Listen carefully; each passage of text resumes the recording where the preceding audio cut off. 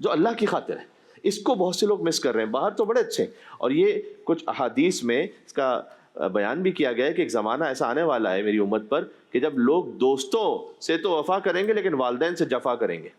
تو آپ کسی دوست کے پاس اسے بٹھا دیتے تو 4-4 گھنٹے بیٹھا رہے گا, لیکن اگر والدین نے ایک کام کہہ دیا تو شاید شکل بگاڑ کے وہ والدین سے اٹھ کے چلا جائے, بات نہ کرے یا اس طرح کا رویہ رکھے. تو اصل اخلاق جو شروع ہوتا ہے نا, وہ سب سے پہلے والدین ہے, صلہ رحمی وہ خونی رشتہ داروں سے, زوجہ سے ہے, زوجہ کی شوہر سے ہے, بچوں سے, یہاں سے آپ شروع کیجئے. اور اگر کہیں پہ کوئی چیریٹی بھی کرنی تو سب سے پہلے آتے ہیں ماموں, چاچا, خالہ, پھپھی, یہ وہ احباب, وہ اعزا اقربا جو ہمارے قریبی ہیں. اگر ان میں سے کوئی ضرورت مند ہے تو آپ باہر جو ہے وہ کروڑوں روپے کی چیریٹی کر رہے ہیں, پتہ نہیں کیا نام دکھا رہے ہیں, کیا کر رہے ہیں.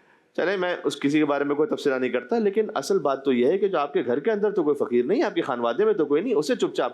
اور آپ پوچھ لیجئے گا ہر فقہ کے یہی شرعی مسئلہ ہے, کیونکہ ہم تو مختلف علماء کے ساتھ بیٹھتے ہیں, کہ آپ زکوٰۃ دے رہے ہیں کسی کو, آپ فطرہ دے رہے ہیں کسی کو, آپ صدقہ دے رہے ہیں, آپ کو بتلانے کی ضرورت ہی نہیں ہے کہ یہ زکوٰۃ ہے, فطرہ ہے. کیوں اس کی عزت نفس کو مجروح کرتے ہیں میرے بھائی؟ اللہ تعالیٰ اس کی عزت نفس کا خیال رکھا ہے. اس کا بھی تو ایک سرکل بنایا گیا نا کہ پہلے گھر, رشتہ دار, پھر آپ تحفتاً اسے دے دیں, پھر وہ اس طرح آپ ہدیتاً اسے دے دیں. بالکل, اس کی عزت نفس کا خیال رکھیں آپ. اور اگر کسی کا حق کھا کر پھر کوئی اور نیک کام بھی کر رہے ہیں تو پھر فائدہ کیا ہوا اس کا؟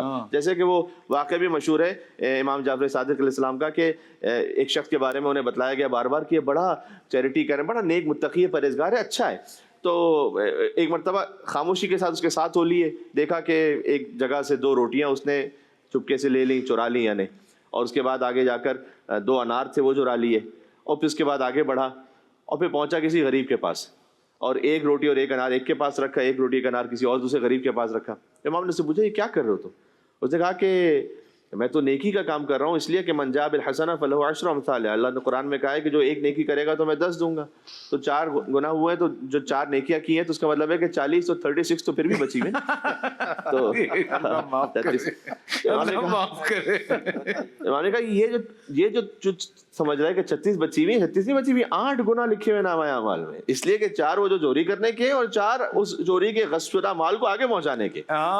تو یہ اگر کوئی کسی کا حق کھا کر عمرہ پہ جا رہا ہے, کسی کا حق کھا کر کوئی اور کر رہا ہے, اور مثال کے طور پر یہ کہ میں نے جو پہلے بھی بات آپ کے ایک دفعہ پروگرام میں ہوئی تھی کہ بہن کا حق نہیں دیا, وراثت پہ یہ قبضہ کر لیا وغیرہ, اس کے بعد پھر آپ کتنی بھی عبادتیں کرتے رہے تو آپ یہ نہ سمجھیں کہ بڑا کوئی نیکی کا کام ہو رہا ہے. جناب یہ آپ نے حق الناس کو ادا کر کے جو حق اللہ بھی ادا کر رہا ہے نا, وہ بھی قبول نہیں ہو رہے. چلے چھوٹا سا بریک لیتے ہیں, بریک سے واپس آتے ہیں.